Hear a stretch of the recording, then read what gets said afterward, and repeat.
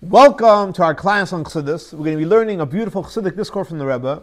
The name of the Chassidic discourse is called ''Ashrei Tivchar." The Rebbe said this Chassidic discourse on the night before Erev Shabbos in Parshas Chayesara, which that year was the 26th day of the month of Marxheshon in the year tavshin 68 years ago. And the Rebbe went on to certify and edit this Chassidic discourse in honor of ניסן, the 18th day of the month of ניסן, in the year tavshin Nun Aleph, 35 years ago. So again, the Chassidic discourse is based on the verse in the prophets, in the Psalms, where King David says, "Ashrei Tibchar Yishkon Xatzeirecha Nisba B'Tov Beisecha Cdoshe Hiכלך," which says, "Happy is the person that Hashem chooses him and brings him close, dwells in the courtyard of Hashem, and is satiated with the good of Hashem's house and the holiness of Hashem's chamber." Now, this verse, the Rebbe says, we say before circumcision, and like it says in the prayer book, in the order of the circumcision. What's the source of this verse that we say by circumcision? So it says in the Zohar, the Chasidoi, Kadmoi, early righteous people, when they would bring their child up, they would open up with this verse, Ashrei Tibchar, etc. So even though the Zohar says Chasidi Kadmoi, but the Rebbe says the Alter wrote in the Siddur, so obviously it applies to everybody. Now, to explain the connection of this verse with circumcision, and in this verse, there's four things that are mentioned. Chatzricha. Chatzir means a courtyard. Chatzricha is plural for courtyards. So obviously it's two levels of courtyards. And then there's a house. And then there's the Heichal, a special place. Now the way the order in the verse is, it goes milmata l'mayla, from the lower level, it goes higher. And like the Zohar says, first he starts off with Chatzricha, two levels of a courtyard. Afterwards the house, and afterwards the chamber, which means it goes into more internal and more higher. And you can say that these four ideas, the two courtyards, the house and the chamber, is referring to the four levels of Atzilus, Bria, Asiya. And that's what we say before the circumcision. Why? Because what is a circumcision? You're trying to bring in above Ishtalshus, above the four levels of the worlds. So in order to bring that high, the high above Ishtalshus, you have to first deal with the four levels, and that's why they say this verse. Rebbe explains as follows. He explains the idea is that the difference between a courtyard and a house, literally. So a house is where a human being lives, and a courtyard, that's where the animals, the birds live. And like the Mishnah says, that you would put the animals in the courtyard, and you'd make a special cage for the chickens, etc. Now in the courtyard, there's two levels. There's two types. You have a courtyard which is basically covered, and then you have a courtyard which is not covered. What's the difference between a courtyard which is covered and not covered, even in Jewish law? So a courtyard which is not covered, it means it has four walls and obviously a gate. So the Jewish law is that if it's more than a certain size, so according to Torah, it's considered a private domain. However, according to the rabbinic law is that it's not completely a private domain. It's called a Carmelis. Why? Because in certain aspects, it's like a public domain. However, once it's covered, everybody agrees, even according to rabbinic ruling, that it's a private domain. Now, the difference literally is that if you want to watch an animal, so you can watch an animal even in a courtyard which is not covered, as long as there's four walls or a gate, it's protected. It's not going to run anywhere. And you need a fence. However, if you have birds and you put them in a courtyard that has four walls, they can fly away. So therefore, you need to have a cover to protect the birds. So everything he liked to explain this. What it says in the Talmud, that an animal that was created from earth, in order for it to be kosher, you need to have two signs. On the other hand, a bird that was created from the mud, the way to kosher, in order for kosher, it only needs one sign. And it's explained elsewhere that an animal that was created from earth, dry land, so therefore it has very, very strong energy, a very powerful energy. So so spiritually, what does that mean? That referring to the animal soul is very, very strong. And therefore, in order to make it kosher, you need to have two signs. On the other hand, a bird that was created from mud, which is water and earth, is referring to the animal soul, which is on a more refined level, and therefore it only needs one sign. And more specifically, what does that mean practically? So if you're dealing with the animal, which is referring to the animal soul itself, which is from the lower levels of noiga, which means it's coarse.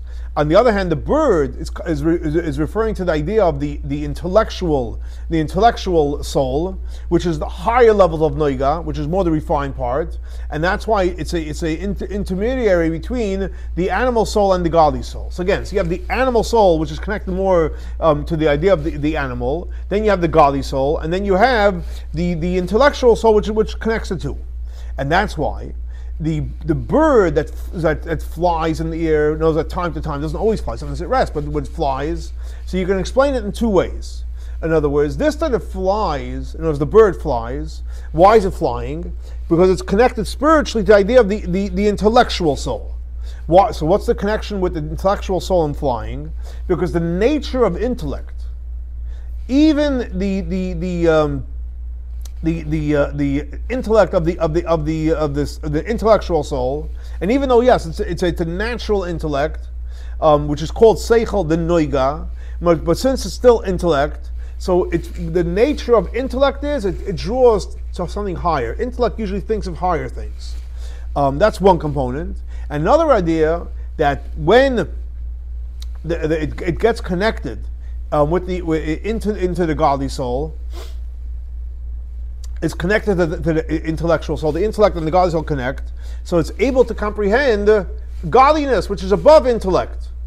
But nevertheless, and it agrees and it comprehends the godly soul, but the fact is it still remains an intellectual level. Okay, so 2 points. One is that the intellectual soul cleaves to higher stuff, and B, it connects to the godly soul, but nevertheless it still has its own identity. So you can say that the animal, which again we said referring to the animal soul, could be watched even in a courtyard which is not covered, versus the watching a bird that flies is specifically something that's covered. But one second, but the fact that we just learned that the animal is an animal, and the bird is the intellect, is connected to the intellectual soul, which can connect to the godly soul. So why is it the animal is just enough four walls, but the bird needs a covering also? And he ever explains something very beautiful, because when you're dealing with the refinement and the edelkeit of noiga, so it's not so noticeable. So when you notice something's an animal, so you put up four walls and you know it's an animal and you protect it. But when you're dealing with something that's so refined that it's not holy, so therefore you need to have an extra watching. You need to even cover the top as well. And he'd like to add, just like on a materialistic physical level, the reason why that a bird is not protected in a courtyard that has walls if it doesn't have a roof on top, because it can run away. So the same thing also spiritually. Just that the intellectual soul needs extra watching, because it has in its trait it could run away into the air. What does that mean? Because since the intellectual soul, what does it draw? It draws to higher things, and not only that, it also comprehends and realizes that the godly soul is connected to it, and it connects godly things. So in other words, in order to find the evil and the negativity into intellect, you have to come to the realization about the godliness, which is much greater than intellect. In other words, even the ideas of godliness that a person does comprehend, but the intellect doesn't understand it fully. Why? Because since it's godliness, it's infinite. And the way the intellect understands it, it's limited. So you can't fully comprehend it. And when the intellectual soul feels the godliness, which is above intellect, and it realizes that it's capped out, and it realizes that the godly soul is much higher, so what happens then is it actually gets refined, and that's the way it gets protected.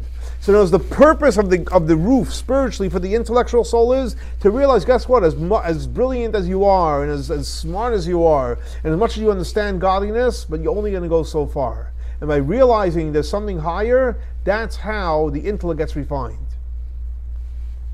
So based on what Rebbe explains, he'd like to explain that we say that the Jewish law is that a courtyard which is not covered is considered like, biblically it's considered like a private domain, but rabbinic says that no, it has in certain, so karma means certain components it's like a public domain. Why is that?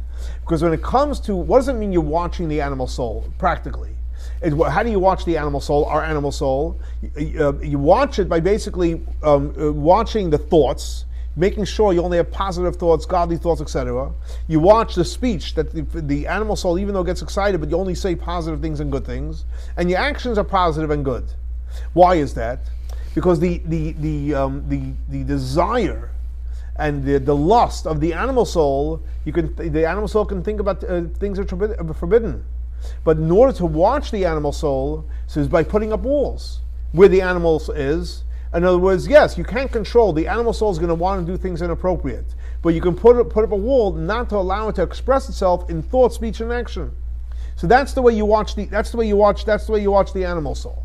But however, when it comes to watching the bird, which we said that's the refinement of noiga, which is referring to the internal parts, which is our intellect and our emotions. The problem there is because of the arrogance and the coarseness. In other words, hey, I'm an intellect, I understand things, we comprehend certain things, etc. So it's not enough to put up walls of thought, speech, and action. Because even if you're careful with your thoughts and speech and action, and even if you're on the level of, let's say you're a Baini, like the Alter writes in Tana, you never ever sin, thought, speech, and action, but because of the arrogance and the coarseness, which of the intellect and the emotions, which are coarse, my intellect, I understand, I feel, etc. So it's not enough thought, speech, and action, the courtyard around, but you need a roof.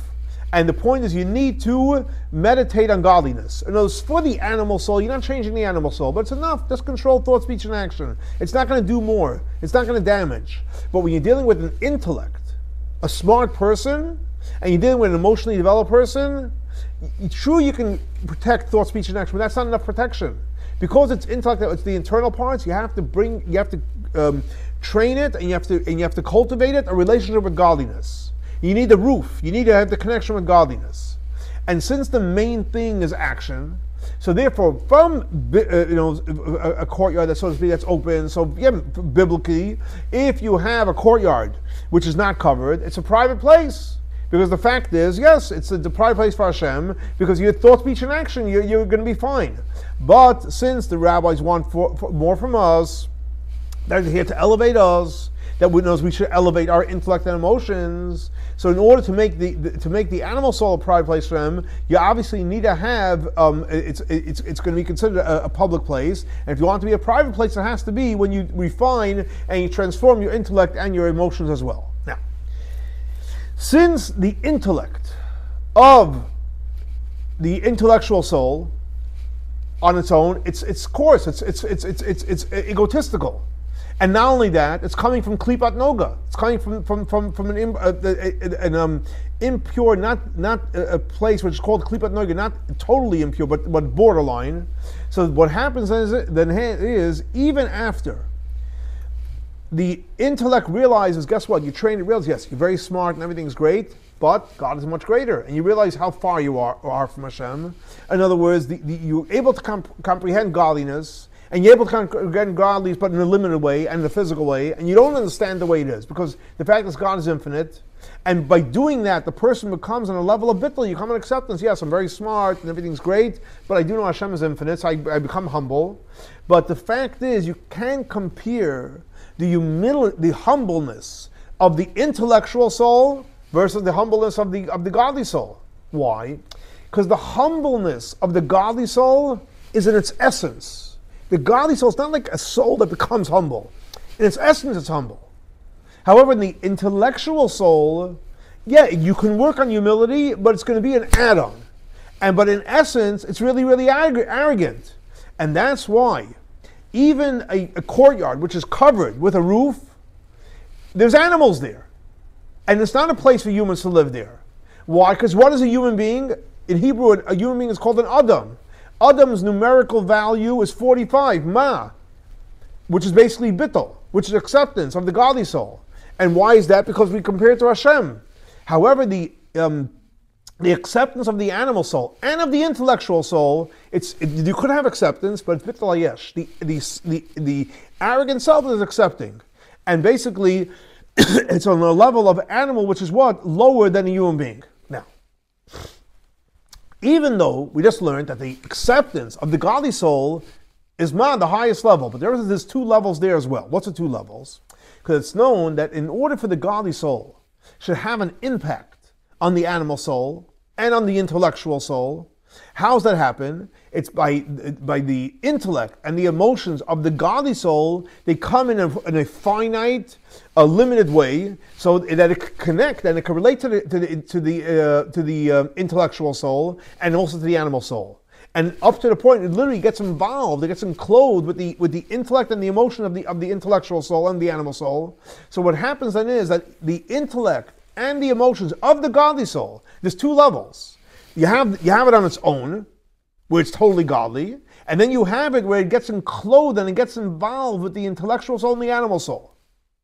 And like it's explained elsewhere, that the power that the godly soul has to go ahead and have an effect and transform the animal soul. Why is that? Because the godly soul is really godly in its essence. So you can say that even in the intellect and the emotions of the godly soul, the way it comes into the animal soul, there's two components to it. In a revealed way, the way it's seen by the intellectual soul and by the animal soul, they're finite. And that their acceptance is like the level of acceptance bitul hayesh. And therefore it has the power.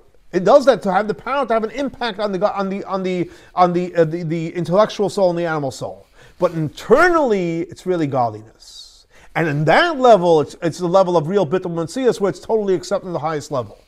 And everything you can say that these four components, and there's the two levels of courtyard, which is basically the transformation of the animal soul, and of the animal soul, that's the one level of court, the one that's opened, and the second, the transformation of the intellectual soul, that's the one that's closed, and the two ideas in the power of the godly soul, the way it's in a revealed way, where it's bitul hayesh, or the way it's an internal way, where it's totally acceptance, is compared to the four worlds of Atzilus, Bria, Yetzirah, and Asiya. What is that? And how does that work?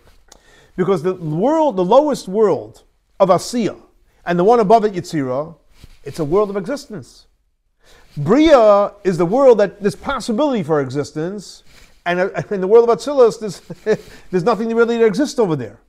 Now the difference between Asiya, the lowest world, and Yetzirah, which is something, and Bria, which gives the room for something, is that the acceptance, the bitul in the world of Asiya and Yetzirah is bitul hayesh. It's a something that is accepting.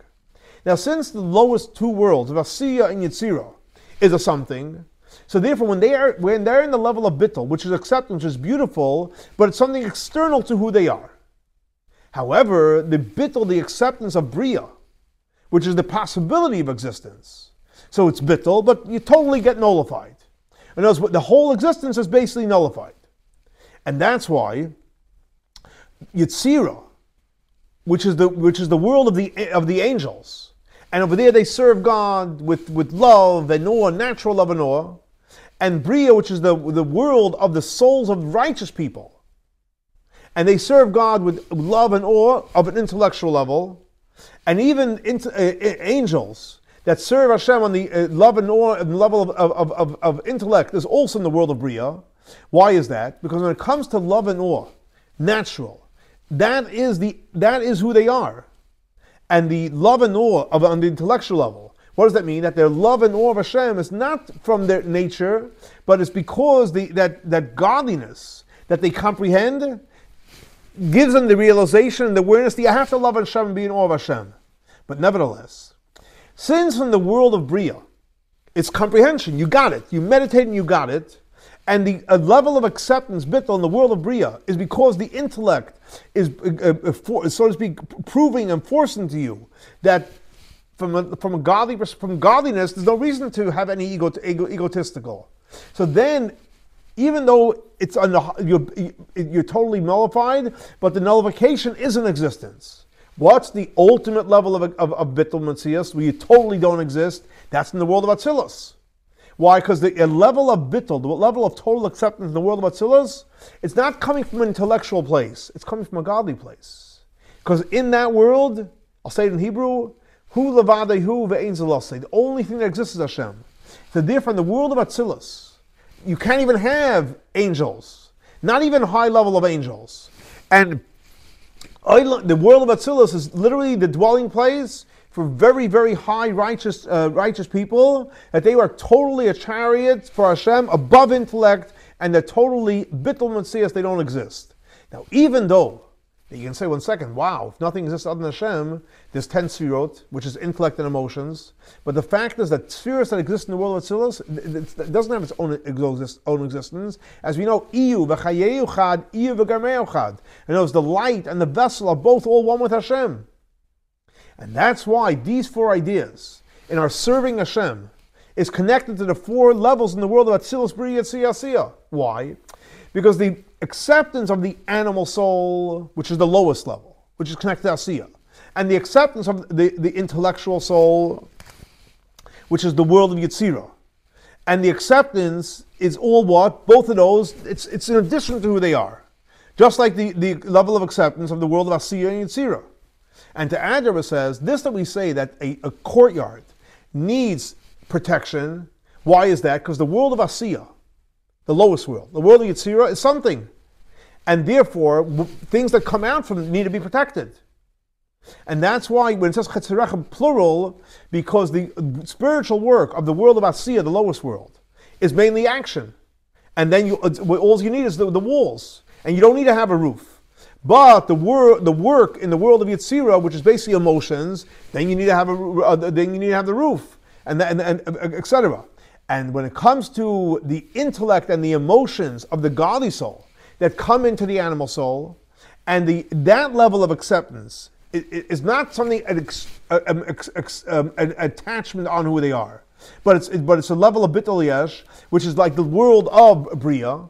And the highest level, which is the acceptance of the godly soul itself, and which includes the acceptance of the level of soul which comes into the animal soul in an eternal way, that's Bitul Metzias, that's like the level of Bitul Metzias.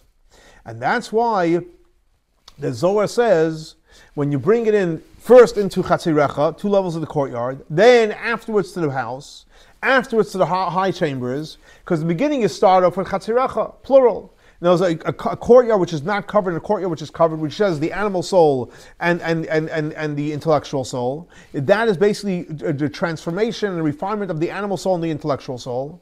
That even after it's transformed, they're still an animal. They still remain an animal. Afterwards, you go to the level of a house, which basically is revealing the godly soul, the way it comes into the intellectual soul and into the animal soul. And over there, the acceptance is like the acceptance of the world of Bria. And it's called a house, because just like a house is a place that a human being lives, like it says that the beauty of a person is to live in a house, the same thing also the world of Bria, which is the world of the seat, is the place where a human being can sit, and a person sits there. How do you sit there? When you're in the level of Bitul acceptance to godliness, and the acceptance is that's who you are. Then you go to the higher level, which is basically the revelation of the soul, which is above coming in a clothed way into the animal soul, and also including the internal part of the soul, which comes into the animal soul. And that level of acceptance is total acceptance in its essence, just like the acceptance of the world of Atzilus. And it's called Heichlecha, the chamber, because what's the idea of a chamber? Like it says, V'Hashem beheichel kadshay. And in the verse says, Hasmi part of kalaretz. You know, when you have Hashem in the highest level, then everything gets quiet. And it's not even possible to have anything that exists. And that's why before the circumcision, we say this verse, Ashrei Tifkar Zekarev, because the 4 worlds about Silus, Bria, Yetzirah, Asiya, is the state of Ishtalshalos. That's the way the world flows. And we know the circumcision is above Ishtalshalos. And like Chazal tell us, based on the verse, where it says, Lamatzeach ala Shminas, on the 8th. And what's the idea of Shminas? Circumcision was given on the 8th day. And the author explains in the Likutei Torah, in the Chassidic discourse starting where it says, Lamatzeach ala Shminas, that the song of King David was, that on the idea that circumcision was given on the 8th day, because 8 is connected to the level of Adam Kadmon, which is higher than Atzilus. And Rebbe goes on to say, you can say that circumcision is not only higher than the four worlds, but it's also higher than the four letters of the name Yud Kei Vav Kei, name Hashem, which is the letters that create the world. And from here gets created all the four worlds. Like the author explains in Torah, based on the verse where it says, Mi Yale Lanu Hashemayim, who's going to go up to me in heaven? So the first letter of each one of these four words, Mem, Yud, Lamed, Hey, spells out Mila, circumcision. But the last letter of each one of these four words is Yud, Hey, Vav, Hey, which is Hashem's name. And so this you have the first letter is circumcision, and the end is Yud Kei Vav Kei, is because Yud Kei Vav Kei obviously is because the circumcision is higher than Yud Kei Vav Kei. That's why it's the first versus that's the last letters. But in order to bring in the revelation of above Ishlashlis through circumcision, so first you have to have the four worlds. In other words, like for example, a powerful teaching that says that in order to do a circumcision, the baby has to be in this world one Shabbos. Why? Because Shabbos is the completion of creation, and after you have the completion, then you can go to the next level above creation. And you can say that this is why it says, "Hisalech lefane v'hei tam," go in front of me, and you'll be complete. In other words, that at the beginning you have to have v'hei, which means you need to have the letters of Hashem's name. V'hei has the four letters of Hashem's name. After that, you can come tamim, you can have the revelation which comes through circumcision. And therefore, before the circumcision, we say this verse of Ashrei Tibchar Yishkon Xatzricha Nishbah B'Tov Beisecha K'nei Shechalacha, and also the night before the bris, because that's the beginning of the circumcision time. So we learn the Zohar in this verse, because the spiritual work and these four ideas is the four worlds, the four letters of Hashem's name, and that's a preparation and a vessel for the revelation that comes above Hishtalshlus. So we have another powerful, beautiful Chassidic discourse of the Rebbe and on the different levels of obviously of the animal soul, the intellectual soul, the godly soul, but ultimately it's all about having real bittul, real acceptance, and that will bring us the greatest gifts. Have a great and blessed week, and let's hope our next class will be in Yerushalayim, Ir HaKodesh.